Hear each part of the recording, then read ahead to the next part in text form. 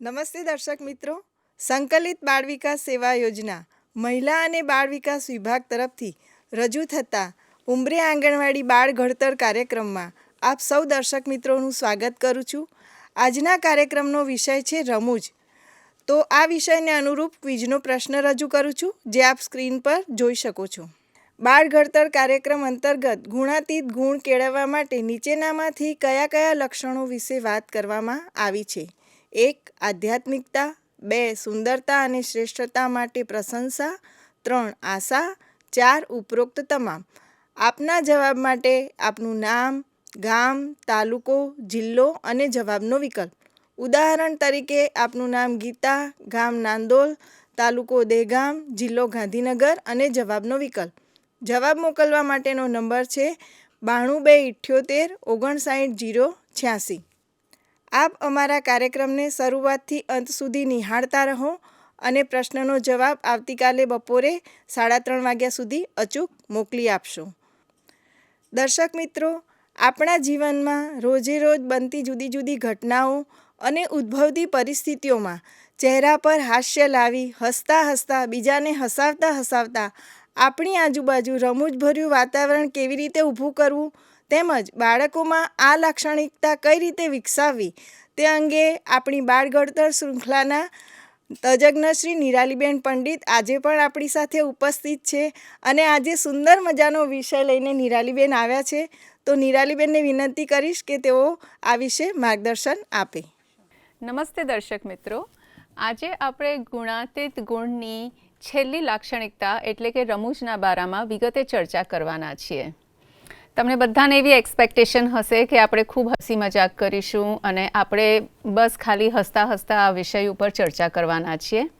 પણ મારે તમને યાદ કરાવવું છે કે ગુણાતીત જે ગુણ છે એની બધી જ લાક્ષણિકતાઓના બારામાં જ્યારે આપણે ચર્ચા કરી ત્યારે એવું કંઈક એનો અર્થ નીકળી રહ્યો છે કે ગુણાતીત ગુણ જે છે તે આપણને વિશાળ બ્રહ્માંડ સાથેનું કનેક્શન આપે છે.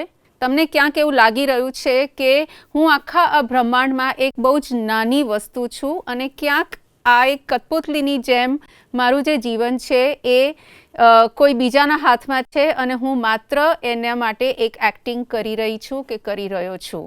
ગુણાતીત ગુણની છેલ્લી લાક્ષણિકતાના બારામાં વિગતે ચર્ચા કરીશું, તે છે રમૂજ. રમૂજને સરસ રીતે સમજવા માટે એનો અર્થ કઈ તરફ આપણને ચીંધી રહ્યો છે, શું ખાલી હસવાનું છે અને મજાક જ કરવાની છે કે એનો અર્થ શું છે, એ આપણે એક નાનકડી સ્ટોરી સાંભળીને અને એને સમજવાની કોશિશ કરીએ. આજની સ્ટોરીનું શીર્ષક છે હું પૃથ્વીમાં સમાઈ જાઉં તો સારું. એક વખત એવું કંઈક થયું કે આનંદ નામનો એક છોકરો હતો. તે ખૂબ જ શરમાળ હતો. તેને હંમેશા કોઈ તેની મજાક કરશે તેવો સતત ડર રહેતો. તેનો ચહેરો તરત શરમથી લાલ થઈ જતો. એક દિવસ આનંદ સાથે કંઈક ખરેખર હાસ્યાસ્પદ બન્યું. તે એક નાટકમાં સાધુ બનવાનું પાત્ર ભજવતો હતો. નાટક ચાલતું હતું તે દરમિયાન તેની દાઢી અચાનક નીકળી ગઈ. બધા ખડખડાટ હસવા લાગ્યા.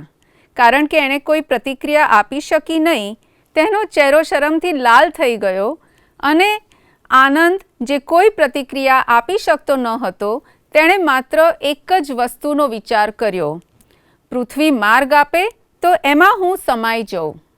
અચાનક આનંદ જમીનમાં અદૃશ્ય થઈ ગયો અને એ પોતે એક અકલ્પનીય જગ્યાએ ઊભો હતો. તેની જગ્યાએ એવી પરિસ્થિતિમાં દરેક વ્યક્તિને આવી જ લાગણી થઈ રહી હતી. એણે જોયું કે આંગણવાડીમાં આનંદની સાથે એનો મિત્ર આવતો. તે દરરોજ તેના શર્ટના બટન આડા અવડા બીડીને મોડો આવતો અને બધા તેને જોઈને હસી પડતા. પછી તે તેના શર્ટના બટન બરાબર લગાવવા બહાર દોડી જતો. એને એ છોકરો પણ ત્યાં મળ્યો. તે તેના પાડોશમાં રહેતા વિપુલને જ્યારે ત્યાં મળ્યો ત્યારે તેણે જોયું કે તેની વાણી સ્પષ્ટ ન હતી. તે બોલવા માંગતો હતો, આ મારા પપ્પાનો કૂતરો છે, પણ એનાથી બોલાઈ જતું, આ મારા પપ્પાનો કૂતરો છે. અને એ પછી એ ખૂબ શરમાઈ જતો. એને એ વિપુલ પણ ત્યાં મળ્યો. આંગણવાડીમાં આવતી પિંકીને પણ એણે ત્યાં જોઈ. એને યાદ આવ્યું કે રમતા રમતા જ્યારે પિંકીનો ચોટલો ખુલી જતો અને એની રિબન જ્યારે નીચે પડી જતી ત્યારે એના પગમાં આવતી અને એ પડતા પડતા રહી જતી અને બધા એની ઉપર ખૂબ હસતા. આ બધાને મળીને અને આનંદના મનમાં એક વિચાર આવ્યો. ટૂંક સમયમાં આનંદને ખબર પડી ગઈ કે આવી પરિસ્થિતિમાંથી બચવાનો એકમાત્ર રસ્તો હાસ્ય છે, પરંતુ માત્ર કોઈ પણ પ્રકારનું હાસ્ય જ નહીં. તમે તમારી જાત પર હસવાનું શીખી શકો અને તો જ તમે આવી પરિસ્થિતિમાંથી બચી શકો. જ્યારે તેને પોતાની લટકતી દાઢી વિગ વિશે યાદ આવ્યું ત્યારે તે હસવાનું રોકી શક્યો જ નહીં અને તે દિવસ બાદ તે કોઈ પણ પરિસ્થિતિમાંથી ગભરાતો નહોતો અને રમૂજ કરીને એ પરિસ્થિતિમાંથી બહાર નીકળી જતો. તે દિવસે આનંદ અને બીજા બધાને શીખવાનું મળ્યું કે શરમાળ અને ઉપહાસના ડરનો સામનો કરવાની શ્રેષ્ઠ રીત એક જ છે કે તમે તમારી જાત પર ક્યાં તો તમારી પરિસ્થિતિ પર હસવાનું શીખો. સો આ હતી આપણી નાનકડી સ્ટોરી જેમાં આપણે રમૂજનો અર્થ સમજવાની કોશિશ કરીએ છીએ. કેવી લાગી તમને બધાને સ્ટોરી? ખૂબ સરસ. પણ મને જ્યારે તમે રમૂજની વાત કરી ને ત્યારે મને એવો વિચાર આવતો હતો કે રમૂજ હશે એટલે ફક્ત ને ફક્ત હસવાનું, પણ એનો આટલો સુંદર અર્થ થાય છે તો અત્યારે જ ખ્યાલ આવ્યો. હા, એ વાત તો તદ્દન સાચી છે કે રમૂજ એટલે ખાલી હસવાનું અને આનંદ કરવાનું નહીં. આપણે હસવાનો અર્થ કદાચ આનંદ કરવાની સાથે એને કનેક્ટ કરીએ છીએ, પણ રમૂજ એટલે ખાલી હસવાનું કે આનંદ કરીને હસવાનું નથી.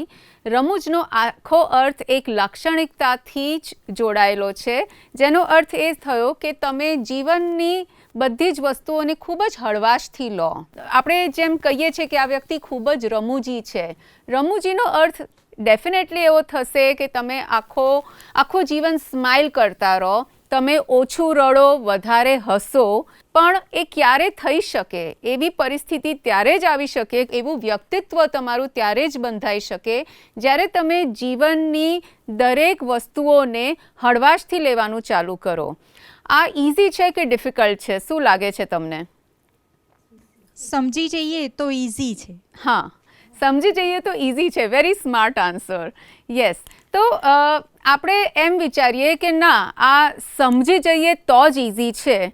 તો એક એવું વિચારીએ કે ચલો તમે સ્માઇલ કરવા માંગો છો, હું તમારી સામે એક પરિસ્થિતિ ઊભી કરું કે તમે જે જગ્યાએ કામ કરો છો ત્યાં તમારા બોસ કે તમારા જે સાહેબ છે એમણે કંઈક તમારી સાથે બહુ જ કડકાઈથી વાત કરી.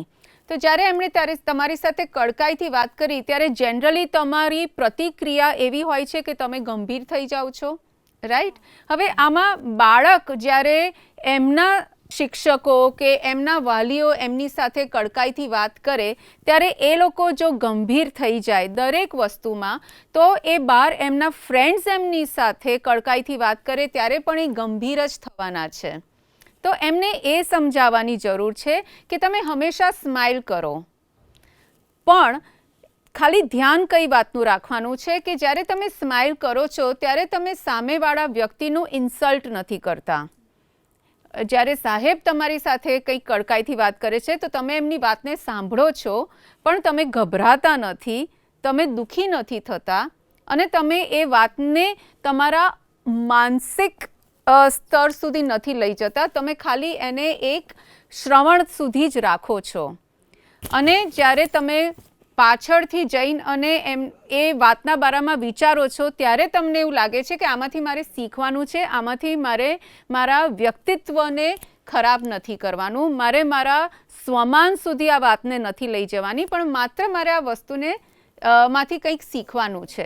એ ક્યારે થઈ શકશે? જ્યારે તમે મનથી સ્માઇલ કરો, ખાલી ફેસ ઉપરથી નહીં. તો બાળક જ્યારે એમના ફ્રેન્ડ્સની સાથે આવી જ કંઈક વાતોમાં અને એમને એવું લાગે કે ના, આણે મને કંઈક કહી દીધું કે તેણે મને કંઈક કહી દીધું અને એ વસ્તુને એ ખોટું લગાડીને બેસે, તો ત્યારે આપણે એમને એવું પ્રોત્સાહન આપવાની જરૂર છે કે ના, તમે સ્માઇલ કરો, તમે વાતની ચર્ચા કરો. લોકો તમારી ઉપર હસે ત્યારે તમે પોતાની જાત પર હસી નાખો જેવું આનંદે કર્યું અને પછી તમે જોવો કે આખી પરિસ્થિતિ કેવી રીતે હાસ્યમાં બદલાઈ જાય છે. આવું કંઈક તમારા જીવનમાં થયું હોય તો તમે યાદ કરીને અને શેર કરી શકો છો. અને કંઈ જ ના થાય, માની લો કે બહુ જ ગંભીર પરિસ્થિતિ છે અને તમારે પરિસ્થિતિને હળવી કરવી છે, તો તમે શું કરી શકો?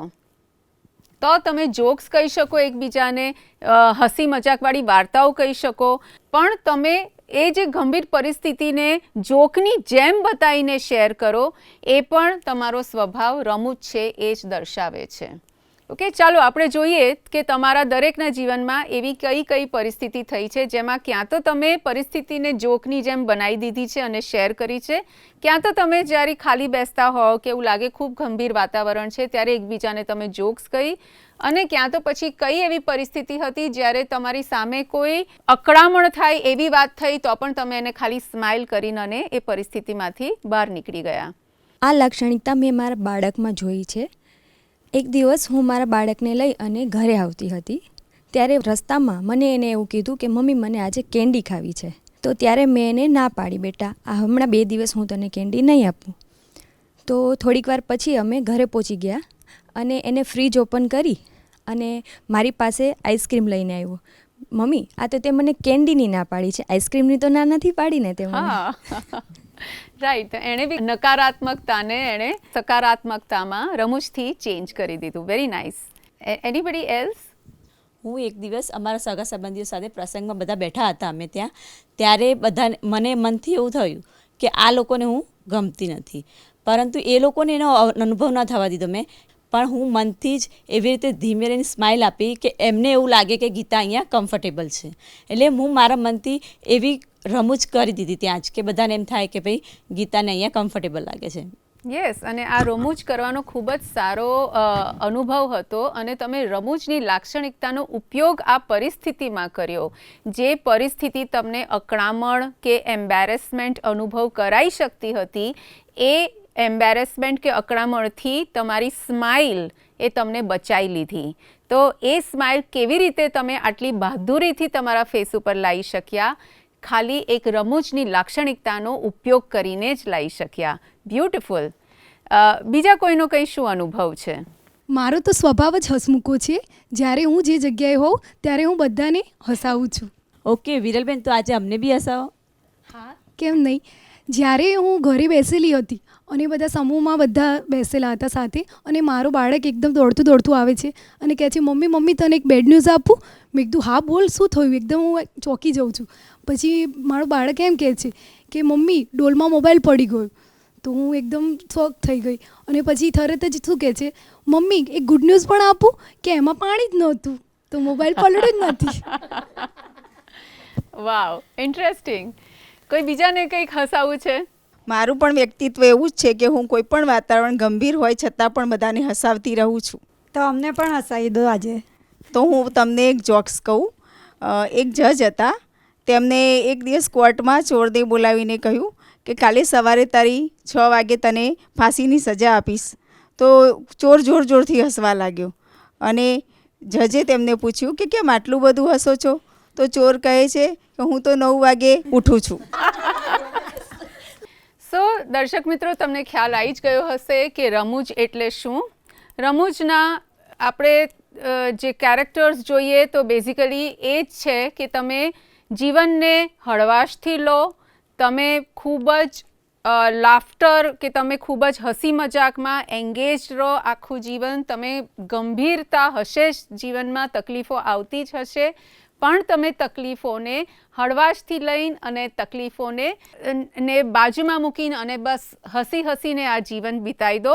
ગુણાતીત જે ગુણ છે એને હું અહીંયા લાવવા માંગુ છું કે દરેકના જીવનમાં પ્રોબ્લેમ્સ હશે જ, પણ ગુણાતીત ગુણથી જો તમે જીવતા હોય તો તમે રમૂજનો ઉપયોગ કરીને તમારી પર્સનાલિટી રમૂજી બનાવી શકો અને એવું વિચારી શકો કે આ પ્રોબ્લેમ્સ ટેમ્પરરી છે, આ તો જતા રહેવાના છે, પણ એનો પરમનન્ટ ઘાત એ આવશે કે હું દુઃખી આત્મા થઈ જઈશ. મારે એવું થવું નથી, મારે રમૂજી સ્વભાવનું વ્યક્તિત્વ જ રાખવું છે મારું, એટલે હું જીવનને ખૂબ હળવાશથી લઈશ અને હું આખું જીવન હસી મજાકથી જ વિતાવવા માંગીશ. તો રમૂજનો અર્થ જ એ થયો. બીજો રમૂજનો અર્થ જે આપણે સમજી રહ્યા છે એ આપણે અહીંયા જોયો અમારા આખા ટીમ સાથે કે આપણે જોક્સ કીધી, આપણે મોટેથી હસ્યા, આપણે પોતે હસ્યા અને બીજાને પણ આપણે હસાવ્યા. આપણે એક ફ્રેન્ડે એ બી કહ્યું કે મોબાઈલ પડી ગયો તો એને ટેન્શન થઈ ગયું કે ખરાબ તો નહીં થઈ ગયો હોય, પણ એણે લાઇટલી લીધી એ વસ્તુને. બાળકને બી કેન્ડી માંગી તો કુલ્ફી ખાવા દીધી. એટલે જીવનને આપણે લાઇટલી લઈએ છીએ અને એની લાઇટ સાઈડના બારામાં જ આપણે વિચારીએ છીએ. જરૂરી નથી કે તમે બેસીને ખાલી જોક્સ ક્રેક કરો કે તમે એકબીજાને જોક્સ કહો, પણ કોઈ બી ગંભીર પરિસ્થિતિને તમે જોકમાં કન્વર્ટ કરી દો, એને એક જોકની જેમ બીજાને કહો, તો પણ લોકોને એ પરિસ્થિતિ કેટલી ટેમ્પરરી છે અને એટલી ગંભીર નથી જેટલે આપણા મનમાં આપણે વિચારીએ છીએ એનો અનુભવ થઈ શકે. આવી રીતે તમે પોતાને જ નહીં પણ બીજાને પણ મદદ કરો છો રમૂજથી જીવન જીવવા માટે. નિરાલીબેન, રમૂજથી આપણું વ્યક્તિત્વ હસમુખું લાગે છે, પરંતુ એનાથી ઉપરના બી કંઈ ફાયદા ખરા? હા, રમૂજના ખૂબ ફાયદા છે. પહેલાં તો હું એ જ કહેવા માગું છું કે આપણે લાફ્ટર કે સ્માઇલના બારામાં વાત કરી તો ઇંગ્લિશમાં એવું કહે છે કે laughter is the best medicine, જેની આપણને બધાને ખબર છે, રાઈટ? તો આપણે સીધા જે ફાયદા છે આપણે હેલ્થના ઉપર વિચારીએ. જેમ કે કોઈ પણ ફિઝિયોલોજિકલ પ્રોબ્લેમ હોય કે કંઈ પણ હેલ્થ તમારી ખરાબ હોય, તો જો તમે એને હાસ્યથી ટ્રિગર કરો તો તમારા મસ્તિષ્કમાં એન્ડોર્ફિન્સ કરીને એક હોર્મોન છે એ રિલીઝ થશે અને એ જે હોર્મોન છે એ તમારા પેનને ઓટોમેટિકલી ઓછું કરી દેશે. એ પેન કિલર જેવો તમારા શરીર ઉપર એનું કામ છે. શેનું? ખાલી એક હાસ્યનું. તો એ હાસ્યથી તમારી ફિઝિકલ હેલ્થ સારી રહે છે કે તમારી શારીરિક સ્વાસ્થ્ય તમારું સારું રહે છે. તમે ઇમોશનલી બહુ જ રેઝિલિયન્ટ બની શકો છો. એનો અર્થ એ થયો કે જ્યારે બાળકોમાં એવી એક પરિસ્થિતિ ઊભી થાય કે એ લોકોને એમ થાય કે હું કોઈને ગમતો નથી, કે એ લોકોને એમ થાય કે આવા બધા પ્રોબ્લેમ્સના લીધે મારે આ ગ્રુપની બહાર જતું રહેવું છે, પણ જો એ આ હાસ્ય કરીને અને રમૂજ પર્સનાલિટી ડેવલપ કરશે તો એ પોતાની જાત ઉપર હસવાનું શીખશે અને એ હસીને અને પાછું એ ગ્રુપમાં જઈ શકશે. પરિસ્થિતિ ખરાબ હશે તો એ પરિસ્થિતિ ઉપર હસી નાખશે અને ફરીથી એ ચેલેન્જ લેવાની કોશિશ કરશે કે આ વખતે આટલો જ પ્રોબ્લેમ થયો તો બીજી વાર ઓછો પ્રોબ્લેમ થશે.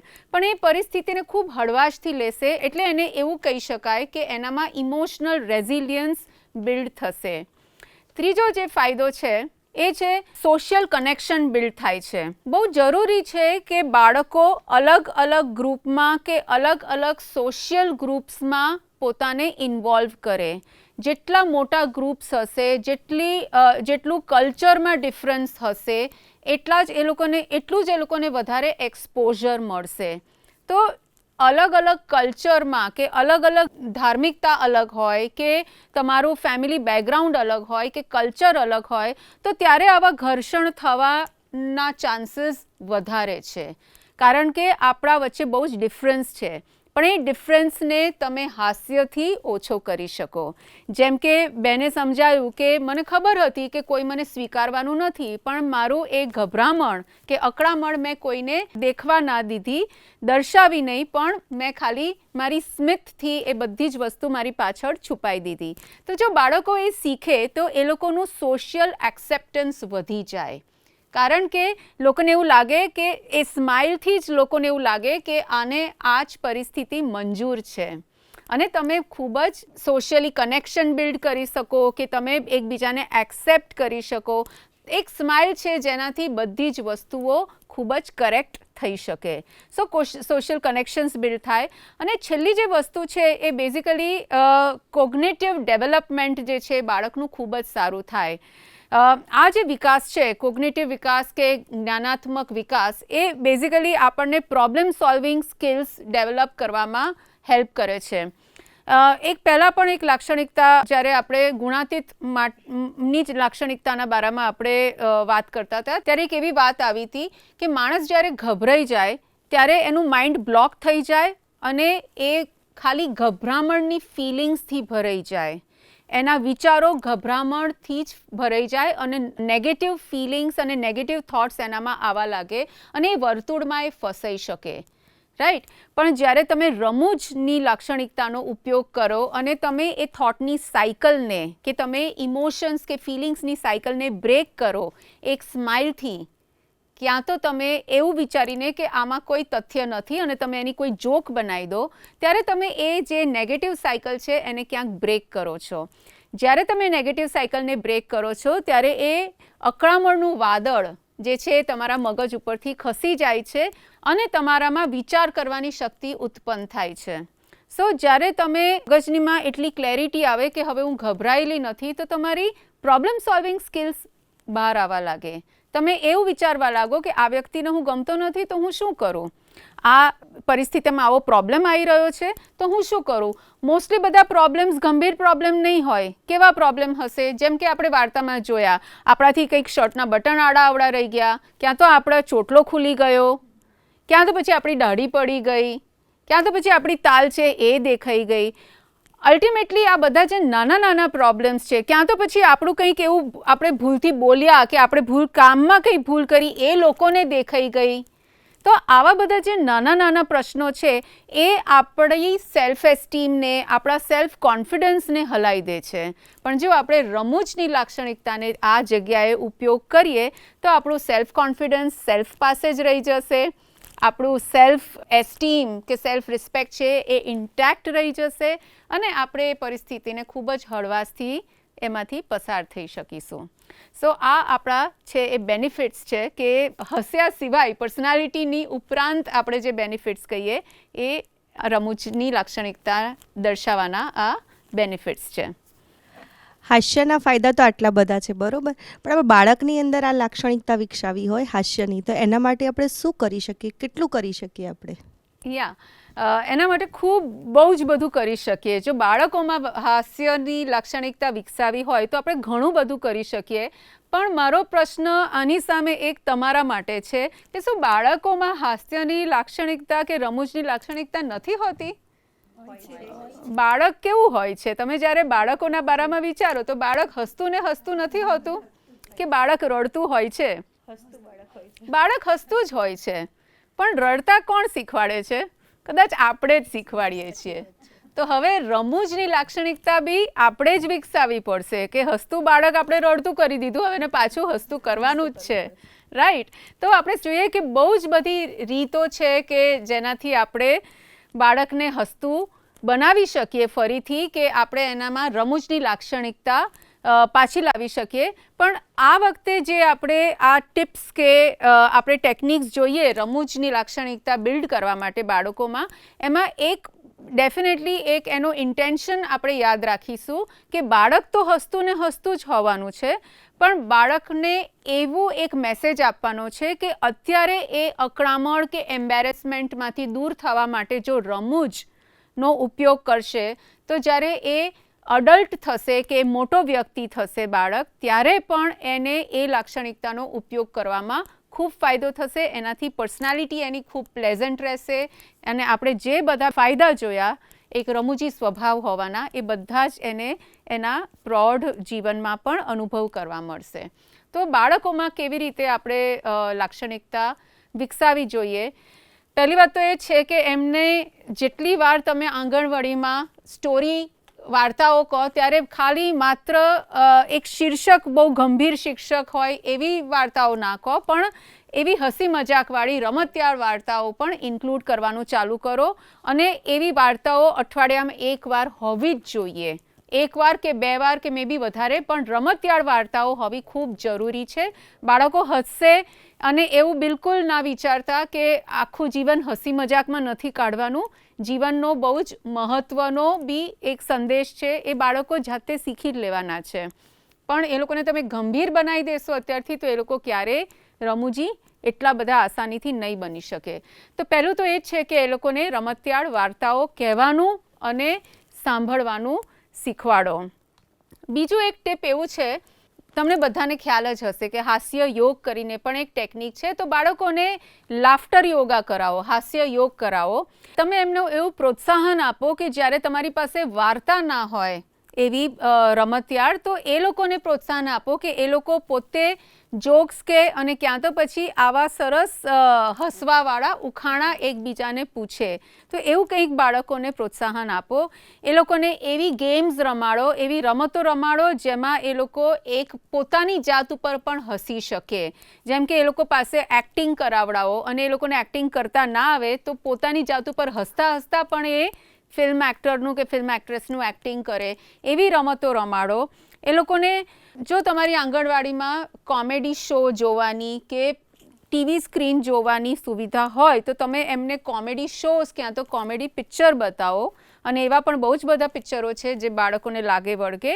એ લોકોને જ્યારે તમે દિવાળી પાર્ટી કરો કે તમે ક્રિસમસ પાર્ટી કરતા હશો કે તમે કોઈ પણ તહેવાર માટે કોઈ પાર્ટી કરતા હશો, બાળ દિવસ માટે કોઈ પાર્ટી કરતા હશો, તો એનું એકાદ વાર થીમ થોડી એવી બી રાખો કે જેમાં બહુ એમાં છે ને મગજનો ઉપયોગ ના થાય. એ લોકોને એવો વિચાર આવવો જોઈએ કે સાવ આવું બી કરવાનું પણ એવું બી થઈ શકે જીવનમાં અને એ નોર્મલ છે, એ પણ એમને શીખવાની ખૂબ જરૂર છે. અને જે બી આર્ટ એન્ડ ક્રાફ્ટ કરે કે એમાં થોડું છે ને કંઈક એવું વિચિત્ર કરાવડાવો કે વિચિત્રતાની સાથે એમનું ઇન્ટ્રોડક્શન થાય અને વિચિત્રતા જીવનમાં એક્સેપ્ટ કરવાની એમની તૈયારી થાય. અને છેલ્લું એક જ હું કહીશ કે એ લોકોને પ્રોત્સાહન આપો કે આખો દિવસ એ લોકો સ્માઇલ કર્યા કરે. Smile is the only curve that max things straight, right? તો આ જ રીતે આપણે બાળકોમાં અને પોતાની જાતમાં પણ રમૂજની લાક્ષણિકતાનો ઉપયોગ કરી શકીએ. આવી રીતે જો આપણે જીવન જીવીશું તો આપણે હસતા હસતા જ જીવીશું અને એ આપણને ખૂબ જ ગમશે. આપણી આજુબાજુના લોકોને પણ આપણે ખૂબ જ ગમીશું. Thank you. આજે નિરાલીબેને આપણને રમૂજ લાક્ષણિકતા લઈને જુદા જુદા દ્રષ્ટાંતો, જુદા જુદા કોયડા અને જોક્સ દ્વારા ખૂબ સરસ માર્ગદર્શન આપ્યું. નિરાલીબેનનો ખૂબ ખૂબ આભાર. હવે સમય છે ગત ક્વિઝના વિજેતા જાહેર કરવાનો. ગત ક્વિઝના વિજેતા છે પલ્લવીબેન વાઘાણી, જિલ્લો ભાવનગર, તાલુકો પાલીતાણા; કૃપાલીબેન ટંડેલ, વલસાડ પારડી; જાગૃતિબેન બાંભણિયા, ગીર સોમનાથ તાલાલા; પ્રતીક્ષાબેન પટેલ, નવસારી જલાલપુર; સુનિતાબેન મોઢવાણિયા, રાજકોટ ગોંડલ; મિત્તલબેન ચાંદેગ્રા, ગીર સોમનાથ તાલાલા; મનીષાબેન ગોહિલ, ભરૂચ જંબુસર; હેતલબેન ગોસ્વામી, પાટણ શંખેશ્વર; ગીતાંજલિબેન ભદાને, સુરત કોર્પોરેશન ઘટક 1; મુમતાજબેન વાંસીવાલા, વડોદરા કરજણ. આ 10 વિજેતાઓને ખૂબ ખૂબ અભિનંદન. આપ અમારા કાર્યક્રમને શરૂઆતથી અંત સુધી આવી જ રીતે નિહાળતા રહો અને વિજેતા બનતા રહો. આજના કાર્યક્રમમાં શરૂઆતથી અંત સુધી અમારા પ્રોગ્રામને નિહાળી રહેલ તમામ દર્શક મિત્રો, અત્રે ઉપસ્થિત વાલીગણ, પ્રીસ્કૂલ ઇન્સ્ટ્રક્ટર અને તજજ્ઞશ્રીનો સંકલિત બાળ વિકાસ સેવા યોજના મહિલા અને બાળ વિકાસ વિભાગ ગુજરાત સરકાર તરફથી ખૂબ ખૂબ આભાર માનું છું. નમસ્તે.